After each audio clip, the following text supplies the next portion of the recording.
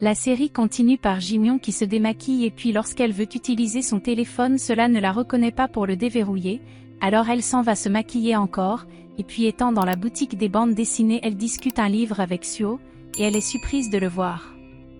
Elle a peur qu'il la reconnaisse alors elle lui remet le livre pour s'enfuir, mais elle est interceptée par le gérant de la boutique qui l'a gardée à manger et oblige qu'elle mange. Elle va s'asseoir pour vite manger, et Suho lui remet le livre aussi.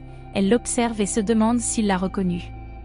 Elle lui pose plusieurs questions pour savoir s'il la reconnaît et il fait semblant de ne pas la connaître au point où elle ment sur son âge, par la suite elle s'enfuit.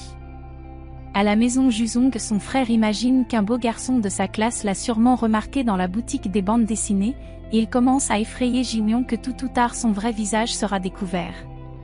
Suho, toujours dans la boutique, pense au jour qu'il a sauvé Ji-myung et ne comprend pas qu'elle ne l'a pas reconnu. Puis le gérant de la boutique vient insinuer qu'ils doivent se connaître depuis des années. Les jours suivants, Ji-myung se maquille pour aller à l'école, puis elle supplie Wi-myung de l'accompagner, et à l'extérieur la voisine ne la reconnaît pas et pense que leur mère avait une autre fille. Arrivée à l'entrée de l'école, Ji-myung se mire encore mais Wi-myung trouve qu'elle en fait trop. Devant la classe elle rencontre Suho qui l'ignore, quand Suho la rejoint et elle commence à mal parler de Suho qui interdisait à une camarade de le prendre en photo. À l'extérieur de l'école, Wi-myung se prend un café et pendant ce temps elle aperçoit le prof de Ji-myung qui aide un enfant à aller à l'école et cela la ravit. Plus tard, Ji-myung est dans la boutique de maquillage, elle aperçoit les filles méchantes de son ancienne école arriver et elle prend peur en pensant à ce qu'elles lui ont fait dans le passé, alors elle s'enfuit en pleurant. Pendant qu'elle marche dans la rue, elle se retrouve nez à nez avec un autre élève nommé Seo-jin, qui fuyait ses ennemis avec la moto. Immédiatement ses ennemis arrivent les rejoindre et Seo-jin s'enfuit encore, en laissant Ji-myung avec son casque. Il se fait finalement attraper et on commence à le frapper jusqu'à ce que Ji-myung active l'alarme des policiers et il s'enfuit. Elle le rejoint et elle a peur, alors elle s'enfuit aussi et il remarque son établissement puis il se rend compte tard qu'elle est partie avec son casque. Devant la maison elle retrouve son frère qui l'embête et ils entrent en bagarrant. Leurs parents regardent pendant ce temps la télévision où on aperçoit un acteur très connu nommé Ju-hong, qui dit dans son interview qu'à présent il veut passer du temps avec son fils. Immédiatement on le voit arriver dans la salle d'entraînement de Suho et il s'avère que c'est son père. Suho n'est pas très ravi de le voir, et à un moment il commence à faire une lutte d'entraînement où Suho pense au jour de la mort de sa mère, et de l'infidélité de son père. Lorsqu'ils arrêtent, Suho refuse de vivre dans la même maison avec lui, ceci en ajoutant qu'il doit l'éviter, car il ne veut pas que l'on sache qu'il est son père. À la maison, Suho se réveille de son lit très bouleversé. Ji-myung discute dans son groupe de filles et cela la rend contente, puis son frère Jusung vient lui donner le livre d'aller remettre dans la boutique des bandes dessinées. Elle arrive donc dans la boutique et le gérant lui fait comprendre que Suho ne vient pas les week-ends alors elle décide de rester. Un moment le gérant la laisse seule pour aller résoudre un problème. Ji-myung s'en va chercher un livre et Suho arrive finalement, il lui demande de prendre un livre pour lui, mais à force de vouloir cacher son visage elle finit par tomber et il l'arrête. Un moment il avoue qu'il la reconnaît et qu'il sait qu'elle le connaît aussi. Suho parle de Ji-myung qui a voulu se suicider pendant que Ji-myung fait allusion à celle qui a le visage joli, par la suite elle fait allusion au fait qu'elle ne supporte pas son vrai visage, puis elle le supplie de ne rien dire à personne. Suho ne comprend pas vraiment de quoi elle parle mais il accepte quand même de ne rien dire. Surprise, elle insiste qu'il signe un document pour prouver qu'il ne dira rien, il se rend compte que c'est un passage d'une bande dessinée qu'il adore et il s'avère qu'elle aussi. Un moment elle dit avoir la première édition et il se plie à ses ordres pour qu'elle lui donne. Après lui avoir acheté des boissons, il lui donne de la nourriture. Pendant qu'ils sont en train de manger, Suho lui dit que c'est son anniversaire aujourd'hui et elle est surprise qu'il soit seulement dans la boutique de bande dessinée, puis elle finit par s'étouffer avec le repas. Bien après ils se disent au revoir et elle promet de lui remettre le livre lundi, ensuite elle lui donne un autocollant rare en insinuant qu'elle doit prendre soin de son ami, à présent qu'ils partagent ensemble un secret. Elle lui souhaite un joyeux anniversaire et s'en va. À la maison Suho colle cela à son chevet. Lundi matin Ji-myung arrange le paquet de Suho, sa veste et le livre. Elle sort de la maison mais trouve que le bus est en train de partir, les autres élèves commencent à supplier le chauffeur d'attendre pour elle, et enfin elle monte. Tous les hommes dans le bus la regardent de façon émerveillée tellement elle est belle. Elle se rappelle du passé comme on la poussait et cela la rend triste un instant. Un homme entre dans le bus pendant que Ji-Wyon dort et profite pour filmer les dessous de sa jupe. Sujin l'aperçoit et essaie de récupérer le téléphone, il s'enfuit et elle le suit jusqu'à réussir à l'attraper et le donner à la police. Tout le monde la félicite dans le bus et Ji-Wyon est stupéfaite. À l'école, Ji-Wyon et ses copines discutent sur ce qui s'est passé dans le bus et à un moment Sua veut voir une ancienne photo de Ji-Wyon avec son ancienne tenue, et Ji-Wyon répond qu'elle n'a jamais prise de photo. Sua pense qu'elle ment. Elles sont interrompues par Suho, qui demande le passage. Seo-jin arrive avec sa moto et Ji-Wyon le reconnaît. Sua lui raconte que Seo-jin et Suho sont les deux garçons les plus charmants du lycée. Il s'avère que les deux se connaissent et se détestent et apparemment ils ont l'habitude de se battre. Sua raconte une fois de plus que dans le passé ils étaient les meilleurs amis mais à présent ils sont toujours en froid. Dans la salle de classe, Seo-jin refuse de s'asseoir près de Suho et préfère aller ailleurs. Le professeur commence le cours mais Seo-jin est plutôt concentré à remarquer Ji-Wyon, par la suite il dort. Ji-Wyon fait les clins d'œil à Suho et il est surpris, jusqu'à ce que Sujin vient lui dire que le professeur d'anglais l'attend. Sua raconte à Ji-Wyon que les familles de Sujin et de Suho se connaissent depuis des années. Un moment des amis de Seo-jin viennent demander pourquoi il n'est pas venu les saluer, ils vont donc à l'extérieur et commencent à discuter où on lui demande comment va sa mère à présent. Il répond qu'elle va mieux et ils sont contents. À la cantine, Ji-Wyon apprend que Seo-jin était absent à l'école à cause de ses problèmes familiaux, et à un moment les garçons des autres classes ne cessent de faire allusion à la beauté de Ji-Wyon. Bien après elle s'en va donner à Suho sa boisson préférée, puis elle vient lui demander de venir sur le toit. Suho ne comprend vraiment rien à ses réactions. Il arrive sur le toit en colère et dit qu'ils ne sont pas proches alors qu'elle doit arrêter ses manières. Ji-Wyon ne comprend pas aussi sa réaction alors elle veut se rassurer s'il ne connaît pas vraiment son vrai visage. Il s'en va et elle pense qu'elle a mis le livre dans le paquet et que s'il voit cela il va à présent connaître qui elle est. Immédiatement elle court pour récupérer le sac, il refuse de remettre et elle ment que ce sont des serviettes hygiéniques, alors il lâche immédiatement le sac. Dans les toilettes elle essaie de savoir de quel secret Suho parlait alors, puisque ce n'est pas à propos de son visage. De retour en cours, le professeur les a donné du travail à faire en groupe, Ji-Wyon est dans le groupe avec Suho et elle a honte de le regarder, par contre il ne cesse pas de la fixer. Le soir à la maison, la grande sœur de Ji-Wyon demande des informations à propos du professeur qu'elle avait vu et Ji-Wyon dit ne pas connaître la personne. Un moment Ji-Wyon dit que sa vie est dure, et sa grande sœur insinue qu'elle ne devrait pas dire cela à son jeune âge alors elle se dispute et Ji-Wyon s'enfuit. Dans la chambre elle reçoit l'appel de Suho qui lui demande de venir lui remettre son paquet, et elle se demande de quel paquet il parle. Il lui envoie le lieu du rendez-vous et elle réfléchit avec quoi elle doit y aller. Un moment elle commence à imaginer plusieurs réactions que peut avoir Suho, en voyant ses différents visages et on l'aperçoit en train de maquiller un côté de son visage. Elle constate que l'heure est déjà proche, alors elle va supplier son petit frère d'aller donner le paquet à Suho mais il refuse car il a un rendez-vous. Immédiatement elle s'en va soi-même en portant le casque de Seo-jin. Elle arrive et fait semblant de chercher le paquet dans le sac, jusqu'à ce que Suho parle de la bande dessinée, elle remet et veut s'enfuir mais il propose qu'ils prennent une boisson chaude ensemble. Il insiste qu'elle retire son casque, alors elle s'en va dans les toilettes pour le faire. Elle le rejoint après et demande comment il a eu son numéro, il répond qu'il a pris dans la boutique, puis elle cherche à savoir de quel secret lui il parlait mais il ne répond pas. À la maison Ji-Wyon est soulagée de s'être pas faire prendre et finir par s'endormir. Le lendemain à l'école, elle remet à Suho son uniforme puis se cogne le pied sur Seo-jin, qui finit par se rappeler d'où il la connaît.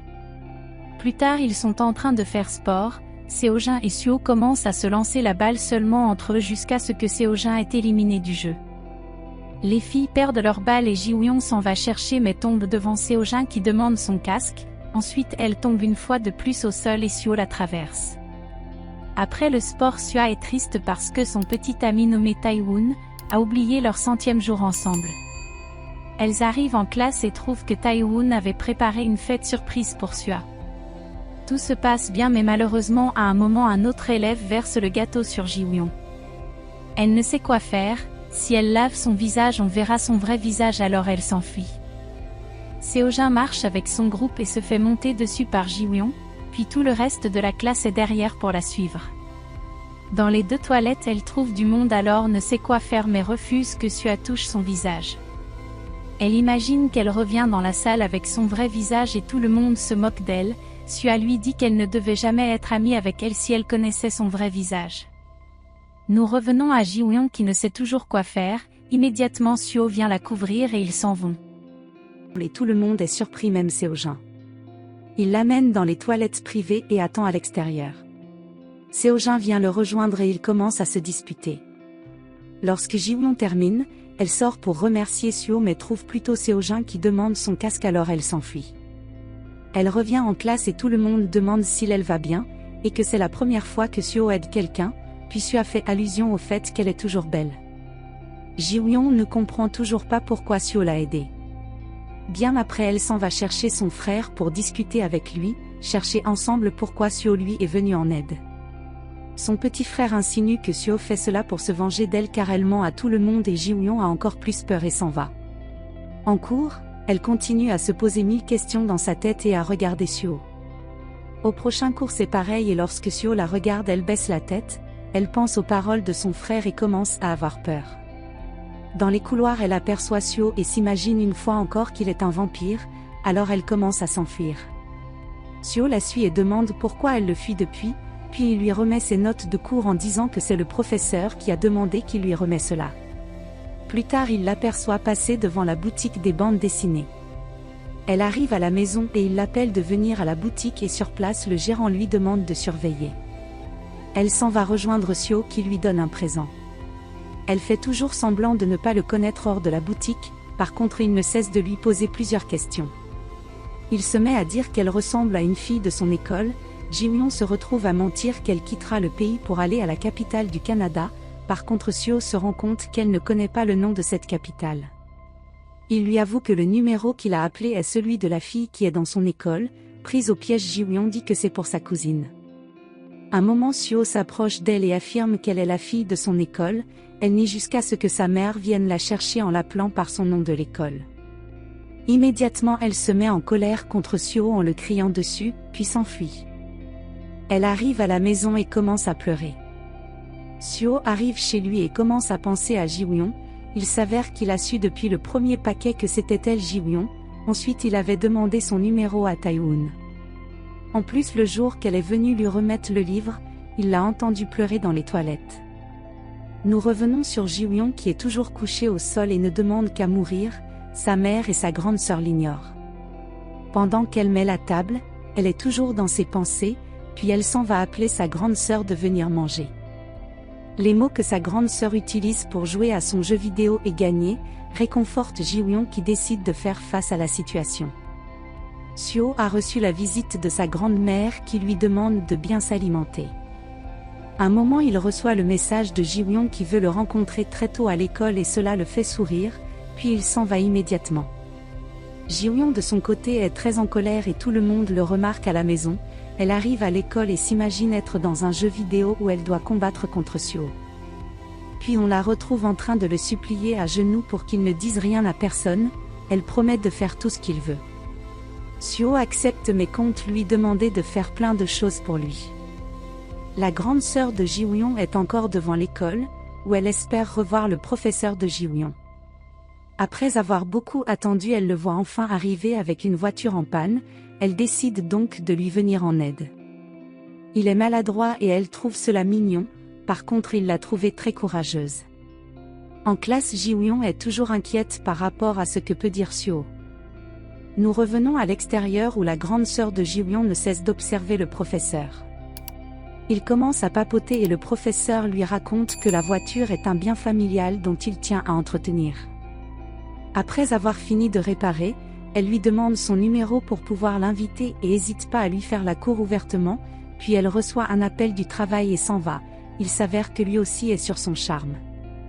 Pendant le cours, Suho écrit à Ji-won qu'il a soif, alors elle ment au professeur qu'elle doit aller aux toilettes, elle revient en courant avec sa boisson préférée.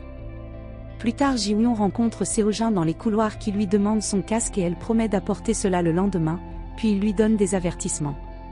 Ses amis se mettent à dire que Ji-Won essaie juste d'attirer son attention avec le casque mais il refuse. Ensuite un professeur vient les réprimander d'être mal habillés. Ji-Won ne cesse de courir partout et lorsqu'elle revient en classe elle écrit à Suho qu'elle a bien fait le travail. Il sourit et Sujin vient lui demander ce qui lui fait sourire, car habituellement il ne sourit pas, il ne dit rien et elle s'en va. Un moment elle reçoit le message de son père qui lui parle d'un dîner donc elle doit être présente, immédiatement elle s'en va aux toilettes se laver les mains plusieurs fois tellement elle est stressée. Sua arrive un moment et demande ce qui ne va pas, elle répond qu'elle nettoyait juste ses mains. De retour à la maison, Ji-Won cherche le casque en vain dans sa chambre, il s'avère que c'est son frère qui l'a pris. Elle court immédiatement lui demander des comptes, elle commence à le battre parce qu'il a vendu le casque. Ils se mettent à bagarrer jusqu'à ce que leur mère arrive et demande qu'il arrête. Ils se coupent les ongles simultanément en se disant « je t'aime ». Un moment elle reçoit le message de Suho qui lui demande de venir dans 10 minutes avec une bande dessinée, alors elle fait semblant de s'être totalement réconciliée avec son frère et s'enfuit.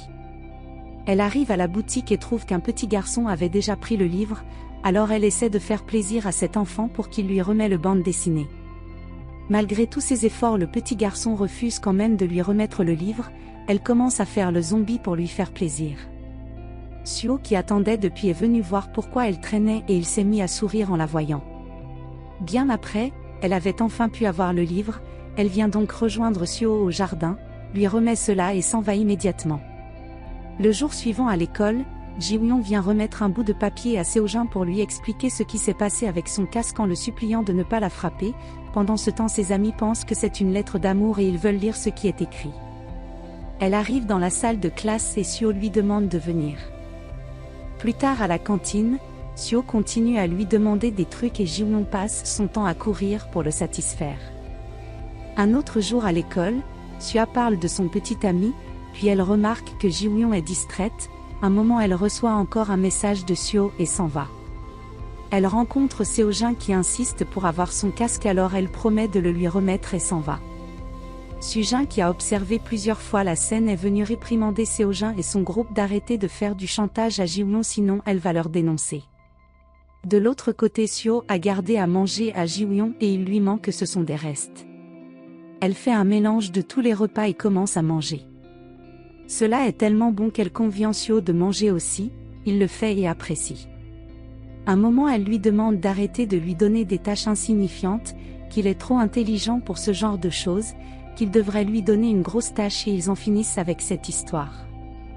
Elle lui propose qu'elle trouve pour lui une bande dessinée rare mais il refuse, au final il lui dit qu'ils sont en accord à présent.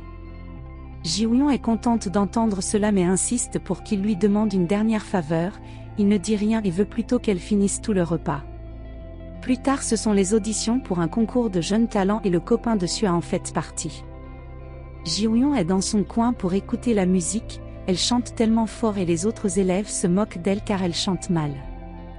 Elle rejoint les autres compétiteurs et tresse énormément, puis elle s'en va prendre des forces aux toilettes, elle revient qu'il n'y a plus personne, elle entre donc dans la salle et commence à danser. Les jurys sont surpris, et un moment Suho entre aussi dans la classe et sourit en la voyant. Ji-Won termine sa présentation et se rend compte qu'elle a confondu de salle, elle s'excuse et s'en va, pendant que le directeur de l'école réprimande les professeurs pour les notes scolaires. Suho suit Ji-Won qui s'est enfui en pleurant. De retour à la maison il arrête la barrette de Ji-Won, pense à sa danse et elle se met à sourire. De l'autre côté Seo-jin passe du temps avec sa mère à l'hôpital et elle est contente de le voir habillé en tenue de classe. Par la suite elle lui demande de rentrer s'occuper de sa petite sœur qui est toute seule.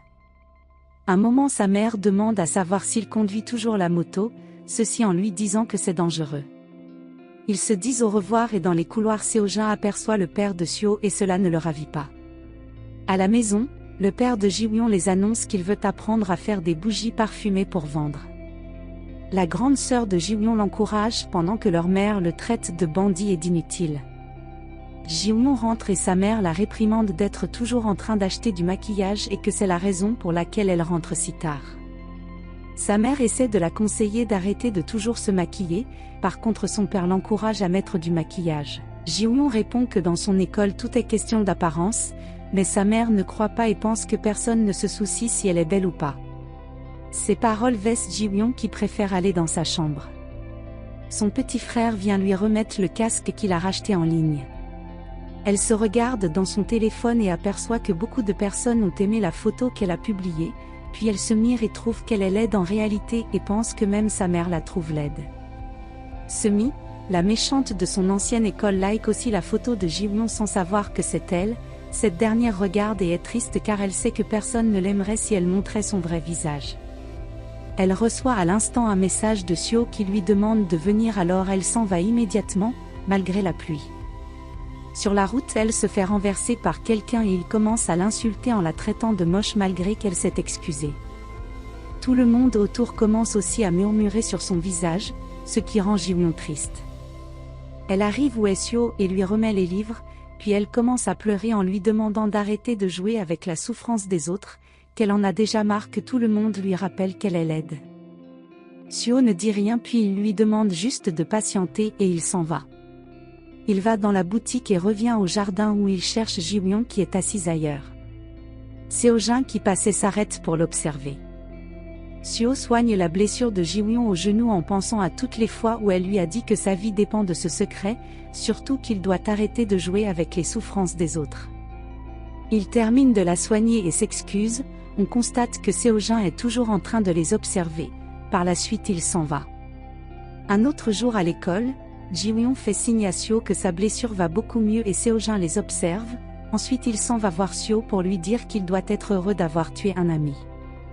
Il verse son repas et s'en va s'asseoir auprès de Ji-Yoon en disant qu'il veut manger avec elle. Seo vient l'arrêter et les deux veulent se battre. Seo-jin a-t-il vu qu'il s'agissait de Ji-Yoon ? Et pourquoi veut-il s'approcher d'elle? La suite dans l'épisode suivant. Abonnez-vous pour ne pas rater nos vidéos, merci de nous soutenir en partageant la vidéo. Et encore merci d'avoir regardé.